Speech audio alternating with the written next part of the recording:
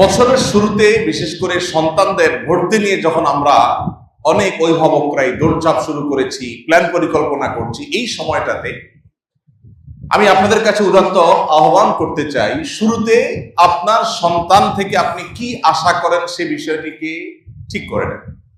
আপনি কি সন্তানকে শুধুমাত্র একটা টাকা পয়সার মেশিন হিসাবে দেখতে চান, নাকি একজন মানুষ হিসাবে দেখতে চান? এই সিদ্ধান্তটা আপনাকে আগে নিতে হবে। আপনি যদি মনে করেন যে আমার সন্তান সে ভালো ক্যারিয়ার গড়বে, এখানে ক্যারিয়ার বলতে সামাজিক একটা অবস্থান হবে আর অনেক টাকা পয়সা কামাবে, যেটা আমার সুখ স্বাচ্ছন্দ্যের কারণ হবে, যেটা আমার সমাজে ভাবমূর্তি উজ্জ্বল করার কারণ হবে, এরকম কিছু আমি চাই, তাহলে তার রুট একটা।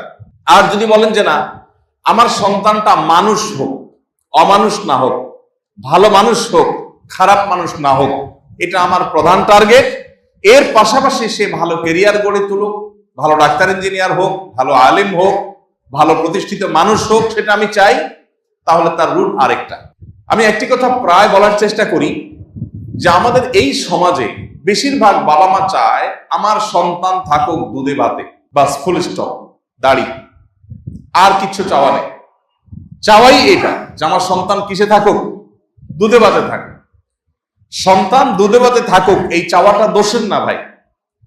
আপনার সন্তানের দুধে ভাতে থাকার চাওয়া আপনার মধ্যে থাকুক, কিন্তু তার পাশাপাশি এটাও থাকুক, বরং এটাকে আপনি অগ্রাধিকার দিয়ে ভাবুন যে আমার সন্তান যেন মানুষ হয়ে বেঁচে থাকে। ও যেন ঘুষখোর না হয়, ও যেন সুদখোর না হয়, ও যেন সন্ত্রাসী না হয়, সে যেন চিটার বাটপার না হয়, সে যেন কারোর হক মারার মতো মানুষ না হয়, সে যেন কারোর কষ্টের কারণ না হয়, সে যেন ভালো মুসলমান হয়, সে যেন আল্লাহ ভীরু হয়, সে যেন মুত্তাকি পরহেজগার হয়, সে যেন কোরআন ও সুন্নাহকে চিনে। এইটা থাকুক, পাশাপাশি সে তার ভালো ক্যারিয়ার গড়ে তুলুক, সে ভালো ডাক্তার ইঞ্জিনিয়ার হোক। এই চাওয়াটা দোষের নয়। ভাইরা আমার, সন্তানের শুধু দুধভাতের চিন্তা যারা করেন, হয়তো সন্তান দুধভাত পেয়েও যায়, হয়তো ভালো লাইফ, লাক্সারিয়াস লাইফ সে পেয়েও যায়, কিন্তু ভালো মানুষ না হওয়ার ফলে সন্তানের ওই সুখময় স্বাচ্ছন্দ্যময় জীবন, তার ওই উন্নত ক্যারিয়ার বাবা মাকে আনন্দ দেয় না। বহু সন্তান আছে, অনেক প্রতিষ্ঠিত হয়েছে, অনেক ভালো জায়গায় গিয়েছে, অনেক বড় চেয়ারে বসেছে, অনেক টাকা পয়সা কামাচ্ছে, অনেক প্রতিষ্ঠিত মানুষ হয়েছে, কিন্তু বাবা মার চক্ষু শীতল হচ্ছে না, নয়ন জোড়াচ্ছে না সে সন্তানকে দিয়ে। কারণ সন্তান অমানুষ। সন্তান বাবা মার প্রতি দায়িত্বশীল না, ভাই বোনের প্রতি দায়িত্বশীল না, সন্তানের ভিতরে তাকওয়ার ঘাটতি আছে, সন্তানের মধ্যে ঈমান আমলের ঘাটতি আছে। এই সন্তান বাবা মার চক্ষু জোড়ানো, নয়ন জোড়ানো, চক্ষু শীতলকারী সন্তান হতে পারেনি। তাহলে সন্তান শুধু দুধে ভাতে থাকলে, সন্তান শুধু ভালো জায়গায় চলে গেলেই সেটা আপনার শান্তি, আপনার সুখ, আপনার প্রশান্তির কারণ হবে না। সন্তান ভালো মানুষ হয়, পাশাপাশি তার যদি প্রতিষ্ঠিত সে হয় তখন। ভাইরা আমার, এই জন্য সন্তানের ক্যারিয়ার নিয়ে আমরা যারা ভাবছি, তার শিক্ষা জীবন নিয়ে যারা পরিকল্পনা করছি, সে সমস্ত অভিভাবকদেরকে আমি বিনয়ের সাথে আহ্বান করতে চাই, আমরা আমাদের উদ্দেশ্যটা আগে ঠিক করি। আমরা আমাদের সন্তানের ভালো মানুষ হওয়াটাকে সবকিছুর উপর অগ্রাধিকার দেব, ভালো মুসলমান হওয়ার দিকটাকে অগ্রাধিকার দিব, পাশাপাশি তার ক্যারিয়ার, তার অন্যান্য বিষয়গুলোকে ভাববো। এই যদি হয় আমাদের টার্গেট, তাহলে এবার প্রতিষ্ঠান নির্বাচন করা, শিক্ষক নির্বাচন করা, শিক্ষার রুট নির্বাচন করা, এগুলো আমাদের জন্য অনেকখানি সহজ হয়ে যাবে। আপনি আপনার সন্তানকে সেক্ষেত্রে সেই প্রতিষ্ঠানে ভর্তি করবেন যেখানে ভর্তি করলে আপনার সন্তানের নীতি নৈতিক দিকটা সংরক্ষিত থাকবে, আপনার সন্তান ফাসেক হয়ে যাবে না, মুত্তাকি থাকবে। সেই প্রতিষ্ঠানে আপনি ভর্তি করাবেন যে প্রতিষ্ঠানে ভর্তি করালে আপনার সন্তান ঈমান আমল হেফাজতে থাকবে, নষ্ট হবে না। আপনার পড়ালেখা একটু ভালো মন্দ হলো কি হলো না, তার চেয়ে গুরুত্বপূর্ণ বিষয় হলো যে আমার সন্তানের ঈমান আমলটা সেফ থাকলো কি থাকলো না। দেখুন, আমরা পৃথিবীতে চিরকাল থাকবো না, একসময় চলে যাব। এই সন্তানরা, এই ভবিষ্যৎ প্রজন্মরা, তারাই আমাদের চিন্তাধারা, আমাদের ঈমান আমলকে ধারণ করবে, লালন করবে। সন্তানকে যদি আল্লাহর সাথে পরিচিত করান, সন্তান যদি কোরআনের সাথে পরিচিত হয়, সে যদি ভালো মুসলমান হয়, তো আপনি এটা নিশ্চিত ধরে রাখতে পারেন এই সন্তান কখনো আপনার কষ্টের কারণ হবে না ইনশাআল্লাহ। আর যদি সন্তানকে আপনি আল্লাহমুখী না বানাতে পারেন, মুত্তাকি না বানাতে পারেন, তাহলে এই সন্তান আপনার দুঃখের কারণ হতে পারে, জোরালো সম্ভাবনা আছে। ভাইরা আমার, আমাদের সন্তানদের ব্রেইন গুলোকে দোলাই করবার জন্য, মগজ ধোলাই করবার জন্য পশ্চিমারা তাদের মতো করে শিক্ষা কারিকুলাম আমাদের এখানে পুশ করার চেষ্টা করে। আমি এর আগে বলেছিলাম শিক্ষা মন্ত্রণালয়ে বেশ কয়েকবার আমাকে যেতে হয়েছে পাঠ্যপুস্তক নিয়ে, শিক্ষা কারিকুলাম নিয়ে নানা বিষয়ে, সংশ্লিষ্ট বিষয়ে কর্তৃপক্ষের সাথে একাধিকবার বৈঠকের জন্য যেতে হয়েছে।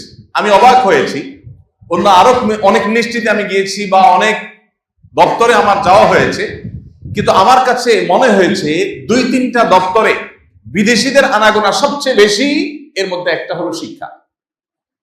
আমি অবাক হয়েছি, এত বিদেশি কেন এখানে? উপদেষ্টার সাথে, মিনিস্টারের সাথে সাক্ষাতের জন্য বিদেশিদের এত কাজটা কি? আমার দেশের ছেলে মেয়ে কি পড়বে না পড়বে এটা নিয়ে ওদের এত মাথা ব্যথা কেন? আমার দেশের ছেলে মেয়ে কি পড়বে এটা নিয়ে আমার মাথা ব্যথা, আপনার মাথা ব্যথা হবে, বিদেশিদের এত মাথা ব্যথা কেন হবে?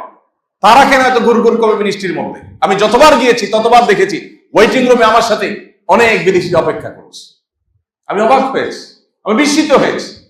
আমাদের সন্তানদের ব্রেইন ওয়াশ করার জন্য, তাদেরকে বেঈমান করবার জন্য, তাদেরকে এদেশীয় কালচার থেকে সরাবার জন্য শিক্ষা কারিকুলামে হেন কোনো চেষ্টা না যে করা হয়নি। আপনারা জানেন বিগত আমলে এটাকে নষ্ট করতে করতে এমন একটা পর্যায়ে নিয়ে যাওয়া হয়েছে যে আমরা ঘন্টাকে ঘন্টা বক্তব্য দিতে হয়েছে এটা নিয়ে। আলহামদুলিল্লাহ কিছু কিছু বিষয় থেকে তখন সরকার সরে আসতে বাধ্য হয়েছে, কিন্তু এখনো সেই ষড়যন্ত্র বসে নাই, এখনো সে চলমান আছে। এখন আপনার সন্তান কি পড়ে? ও কি বাংলা শিখতে গিয়ে বাংলা শিখছে নাকি প্রেম শিখছে? সে কি বাবা মার অবাধ্যতা শিখছে? সে কি অবৈধ সম্পর্ক করা শিখছে শিক্ষার নামে? এই বিষয়টা দেখভাল করা আপনার দায়িত্ব। অনেক বাবা মা আছেন, ছেলে ফেলে ভালো স্কুলে চান্স পেলো কিনা, ভালো রেজাল্ট করলো কিনা, এরপরে ভালো কলেজে যেতে পারলো কিনা, ভালো ভার্সিটিতে যেতে পারলো কিনা, ভালো জায়গায় চাকরি পাইলো কিনা, ব্যাস এটাই তার দেখার দায়িত্ব মনে করে। বরং দুর্ভাগ্যজনক সত্য হলো অনেক অভিভাবক আছেন সন্তান ভালো জায়গায় যেন চান্স পায়, ভালো রেজাল্ট যেন করে, সেজন্য পারলে সন্তানের জন্য টাকা দিয়ে নকল কিনে এনে দেয়, সন্তানের জন্য প্রশ্ন ফাঁস হওয়া প্রশ্ন কিনে এনে দেয়। অনেক অভিভাবক এরকম আছে না নাই? যেই অভিভাবক তার সন্তানের জন্য ফাঁস হওয়া প্রশ্ন কিনে এনে দেয়, সংগ্রহ করে দেয়, নকল সরবরাহ করে দেয়, এই অভিভাবক এই সন্তানের হাতে মূলত বিষ তুলে দিচ্ছে, তাকে অমানুষ করছে, নীতিহীন করছে, চোর এবং প্রতারক বানাচ্ছে। এই ছেলে রাষ্ট্রের কোন দায়িত্বে যখন যাবে, সে একজন চোর, ঘুষখোর, টিন চোর, গম চোর এবং ডাকাতের ভূমিকা অবতীর্ণ হবে। আমরা যারা অভিভাবক আছি, আল্লাহর কাছে আমাদের অনেক বড় দায়িত্ব আছে ভাই। আপনার সন্তানের শিক্ষা বিষয়ক পরিকল্পনা করবার আগে আপনি ভাবুন আপনি সন্তানকে কোথায় দেখতে চান।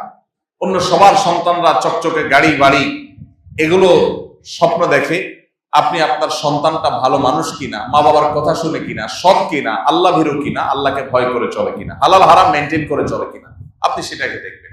যদি এই জায়গাটাতে আপনি ফোকাস করতে পারেন, মনোযোগ দিতে পারেন, আর সন্তানের আদর্শটাকে আপনি হেফাজত করতে পারেন, তাহলে আপনি একজন সার্থক অভিভাবক। এই দেশকে এগিয়ে নেওয়ার পেছনে আপনার ভূমিকা সবচাইতে বেশি। আমাদের এদেশে এখন শিক্ষিত জনগোষ্ঠী গড়ে তোলার চাইতে সৎ জনগোষ্ঠী গড়ে তোলার কোন অংশেই গুরুত্ব কম নয়।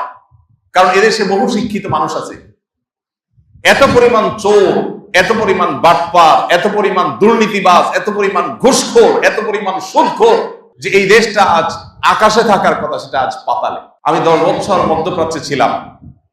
আমি পৃথিবীর অন্যান্য দেশীদের সাথে আমার প্রবাসী বাংলাদেশি ভাইদেরকে কম্পেয়ার করার চেষ্টা করতাম। আপনি এখনো যদি মধ্যপ্রাচ্যে যান, সৌদি আরবে যান, বিভিন্ন দেশে যান, আপনি অবাক হবেন। অন্য অনেক দেশে মানুষের চাইতে এদেশের মানুষ বিদেশে গিয়ে অনেক বেশি পরিশ্রম করে। নিজের 8 ঘন্টা ডিউটি শেষ করার পরে রাস্তায় অনেকে আছেন যে তারা কার্টুন কুড়াচ্ছেন, আপনার বিভিন্ন সফট ড্রিঙ্কসের যে ক্যান সেগুলো কুড়াচ্ছেন, কারণ সেগুলো কেজি ধরে বিক্রি করে দেশে একটু পাঠাবেন। অনেকে নিজে একটু ভালো রেখে দেশে পাঠানোর জন্য চেষ্টা করে, এত পরিশ্রম করার চেষ্টা করে সাধারণ মানুষ। কিন্তু দুর্নীতি, দেশের সম্পদ বাহিরে পাচার করে এই দেশটাকে বরাবরের মতো লুট করে শেষ করে ফেলা হয়েছে। আর এই জন্য আপনার সন্তানটা অনেক বড় শিক্ষিত হওয়ার চাইতে কোনো অংশে কম গুরুত্বপূর্ণ নয় যে সে একজন ভালো মানুষ হবে, সৎ মানুষ হবে, যে ঘুষ এবং দুর্নীতির সাথে জড়াবে না। এই দেশে যত শিক্ষিত প্রজন্ম গড়ে উঠেছে, এদেশে যত শিক্ষিত মানুষ তৈরি হয়েছে, সেই তুলনায় ততটা সৎ মানুষ গড়ে ওঠে নাই। আর এই জন্য অভিভাবক হিসাবে আমাদের দায়িত্ব কর্তব্য হলো যে আমার সন্তান থেকে আমি এক্সপেক্ট করি কি, আশা করি কি, সেই জায়গাটা আগে ঠিক করা। আমার সন্তানকে জীবনের শুরুতে বলে দেওয়া, বাবা সততার সাথে পরীক্ষা দিবা, নকল করবে না, কারোরটা দেখে লিখবে না, অসৎ উপায় অবলম্বন করবে না। এতে যদি তোমার রেজাল্ট খারাপও হয় আমরা তোমাকে অ্যাপ্রিসিয়েট করব, আমাদের কোনো দুঃখ থাকবে না।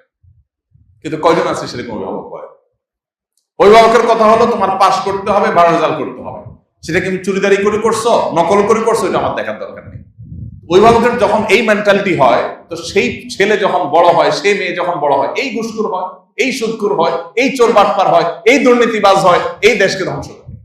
এই জন্য আমাদের জীবনের লক্ষ্য, বিশেষ করে সন্তানদের কাছে আমাদের যে এক্সপেকটেশন, এটাকে ঠিক করা দরকার। আমি প্রায় বলি, আমার ছেলে মেয়েদেরকে আমাদের সবসময় বলা আছে, ভালো ফলাফল চাই, তবে সৎ উপায়ে হলে আলহামদুলিল্লাহ, না হলে কোনো দুঃখ নেই। আপনার সন্তান সৎ এবং ভালো মানুষ থাকতে পেরেছে, এটাই তার জীবনের সবচেয়ে বড় সাফল্য।